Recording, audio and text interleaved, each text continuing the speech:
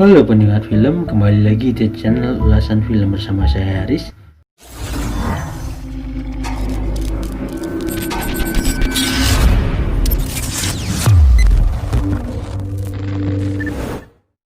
Nah, kali ini saya akan membahas film berjudul Pursuit of Happiness. Film ini menceritakan perjalanan seorang ayah yang harus membesarkan anaknya yang masih kecil dalam kondisi tidak punya uang, tidak punya rumah, dan tidak punya pekerjaan tetap. Chris Gardner adalah ayah yang memiliki semangat kerja tinggi dan impian besar untuk keluarga seperti kebanyakan dari kita. Chris memiliki latar belakang seorang sales dan memberanikan diri mengambil tawaran menjadi distributor alat pemindai tulang terbaru sehingga berharap bisa menjual lebih banyak karena minimnya kompetitor. Sebagai ayah yang memiliki impian besar untuk keluarganya, Chris berani mempertaruhkan hampir seluruh tabungannya untuk membeli stok alat kedokteran dan menjadi distributor di wilayah kotanya. Dengan menghabiskan tabungannya untuk modal menjadi distributor, Chris berangkat ke berbagai rumah sakit di Bay Area. Namun terjadi banyak penolakan karena mesinnya terlalu mahal dan belum terlalu dibutuhkan di rumah sakit. Sialnya mobil Chris ditilang dan dia belum menjual satupun alatnya. Di rumah, Chris sedang dimarahi istrinya karena tagihan rumah yang mulai membengkak dan Chris pun termenung. Ketika berjalan, ia bertemu dengan seorang pialang saham yang membuatnya terkesima. Dan orang tersebut mengatakan bahwa Chris tidak perlu kuliah namun cukup pandai dalam berkomunikasi dan angka untuk menjadi sepertinya. Di rumah, Chris berbicara kepada istrinya dan menyampaikan bahwa dia akan mencari kerja di perusahaan pialang. Istrinya, yaitu Linda, meremehkan Chris dan mengingatkan bahwa tagihan rumahnya sudah telat 2 bulan dan jangan terlalu bermimpi. Chris pun datang ke kantor pialang tersebut dengan membawa mesinnya. Ketika akan masuk kantor, dia menitipkan mesinnya pada pengamen. Namun di saat menemui HRD Dinwiddie, dia melihat pengamen tadi kabur. Hal inilah yang menyebabkan Chris kejar-kejaran dengan pengamen itu. Chris hampir tertabrak mobil dan ketika sampai di kereta bawah tanah, Chris pun tertinggal sebab si pengamen sudah masuk ke kereta yang sudah berjalan. Chris pun datang ke kantor Dinwiddie dan menyerahkan lamarannya kepada pimpinan perusahaan yaitu Jay Twistle. Setelah menyampaikan surat lamarannya, ketika keluar gedung, Chris bertemu dengan pengamen yang mesinnya, kemudian ia mengejarnya. Dan akhirnya dia berhasil mendapatkan mesinnya kembali. Pada suatu kesempatan, Chris bertemu dengan Jay Twistle yang akan menaiki taksi ke Noe Valley, dan dia mengikutinya demi bisa berbicara dengan Pak Jay. Namun di dalam taksi beliau malah bermain rubik. Chris pun diabaikan dan merasa tertantang untuk menyelesaikan rubik yang terkenal sulit diselesaikan. Namun Pak Twistle meragukannya. Taksi pun berjalan dan Chris berusaha menyelesaikan rubik tersebut dan membuat kagum Pak Twistle. Namun setelah itu Chris lari karena tidak punya uang untuk membayar taksinya. Chris pun dikejar sampai ke stasiun dan kehilangan alatnya karena pintunya tertutup. Sepulang kerja, Chris pun menelepon istrinya dan betapa kagetnya ketika istrinya berkata bahwa dia meninggalkan dirinya dan pergi bersama anaknya. Setelah mendapatkan berbagai cobaan, kabar baik pun datang dari Pak Twistle yang menelepon Chris agar datang ke kantornya. Chris pun berinisiatif membawa anaknya agar bisa tinggal bersamanya. Ketika pulang, pemilik apartemen menyuruh Chris untuk segera pergi karena apartemen yang ia sewa akan dicat. Chris pun menawarkan untuk mengecat sendiri dan memberi tenggat waktu 1 minggu lebih lama kepada dirinya. Ketika dia mengecat apartemen, dia mendapatkan panggilan polisi karena kasus tilangnya dan dipenjara karena terlambat membayar denda. Ketika wawancara program internship di Dinwiddie, Chris pun datang dan membuat HRD terkejut dengan pakaiannya yang dekil dan penuh cat. Namun dengan kegigihannya dan kejujurannya serta jawabannya yang cerdas ketika interview menyebabkan dirinya lolos.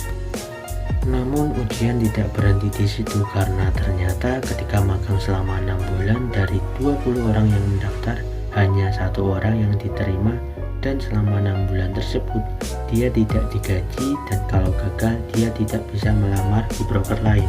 Artinya ia harus tetap menjual mesinnya selama 6 bulan ke depan untuk bertahan hidup. Chris mulai menjalani masa magang di kantor Dinwiddie. Peserta magang diberikan kontak karyawan perusahaan terkenal yang nantinya akan ditawarkan produk investasi yang dikelola oleh Dinwiddie. Chris menyimpulkan bahwa pada intinya semakin banyak panggilan, semakin banyak peluang yang akan masuk. Di kantor, Chris sering disuruh bosnya mengambil kopi, donat, dan memarkirkan mobil di sela-sela kesibukannya menelepon klien. Meskipun sibuk, Chris tetap mengiyakan apapun perintah atasannya. Meskipun dia merasa rendah dan tidak dihargai, dia tetap gigih berjuang.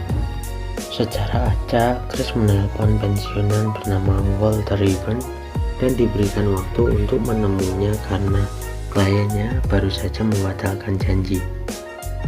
Sialnya, ketika mau berangkat dia disuruh Jimmy, atasannya, untuk memarkirkan mobil dan terjebak macet hingga akhirnya Pak Ribbon sudah pergi dari ruangannya. Besoknya Chris ke rumah Pak Ribbon bersama anaknya untuk meminta maaf karena tidak bisa menemuinya kemarin. Pak Ribbon yang baik hati pun menawarinya pergi ke pertandingan football. Hal ini tentunya adalah kesempatan emas bagi Chris karena bisa mendekati Pak Ribbon yang memiliki uang jutaan dolar dari Pacific Bill Pension. Di sana Chris pun mulai merasa menemukan jalan karena mulai mengenal banyak kolega Pak Ribbon yang tertarik dengan penawarannya. Setelah berjalan selama 4 bulan, Chris pun bisa menjual semua alatnya dan mampu bertahan hidup. Namun pada suatu ketika pada tanggal 25 November, ia mendapatkan surat pemberitahuan yang mengatakan bahwa saldo rekeningnya telah diambil untuk membayar pajak. Ia pun bangkrut dan hanya memiliki uang 21 dolar hingga kebingungan mencari uang dan menagih uang 14 dolar pada temannya. Namun ditolak mentah-mentah. Untungnya ketika berada di taman, Chris secara tak sengaja bertemu orang gila yang sedang membawa mesinnya yang telah hilang berbulan-bulan lalu di stasiun saat dikejar sopir taksi. Ketika dia pulang, ternyata motel yang Chris tempati disegel oleh pemiliknya karena dia telat membayar. Chris pun termenung di stasiun dan akhirnya bermalam di kamar mandi stasiun. Chris sangat sedih karena membawa anaknya yang masih kecil hidup dalam kesusahan. Besoknya karena tak punya uang, Chris pun menemui beberapa panti sosial milik pemerintah yang menyediakan tempat tinggal harian dan harus antri bahkan bertengkar demi mendapatkan tempat tinggal untuk anaknya. Walaupun dalam keadaan serba kekurangan, Chris tetap gigih belajar agar lulus ujian dan tetap gigih menjual mesinnya. Chris pun mengikuti ujian dan berhasil menyelesaikannya dengan cepat. Di tengah kondisi dompetnya yang kosong, dia diminta membayar taksi atasannya dan dengan berat hati dia tidak bisa menolak. Chris pun harus mendonorkan darahnya demi mendapatkan uang untuk membeli komponen mesinnya yang rusak dan diperbaiki agar bisa dijual. Akhirnya Chris pun berhasil memperbaiki alatnya dan mendapatkan uang untuk 1 bulan ke depan. Ketika dia bekerja, tiba-tiba dia dipanggil oleh Pak J. Chris pun berdiri dengan keadaan bingung dan berjalan ke ruangan. Pak Vom memberitahukan bahwa Chris akan bekerja lagi besok sebagai pegawai tetap di Dinwiddie. Chris pun berterima kasih dan matanya berkaca-kaca karena dia berhasil keluar dari kemiskinan dan menemukan kebahagiaannya berkat kegigihannya. Chris pun memulai karirnya di Dinwiddie dan pada tahun 1987 mendirikan perusahaan pialangnya sendiri. Begitulah akhir cerita dari film Pursuit of Happiness. Ada pelajaran yang dapat kita ambil dari film ini, yaitu jangan pernah biarkan orang lain mengatakan bahwa kita tidak bisa melakukan apapun. Jika kita punya impian, kita harus menjaganya, dan jika kita menginginkan sesuatu, kejarlah dan temukan kebahagiaan itu.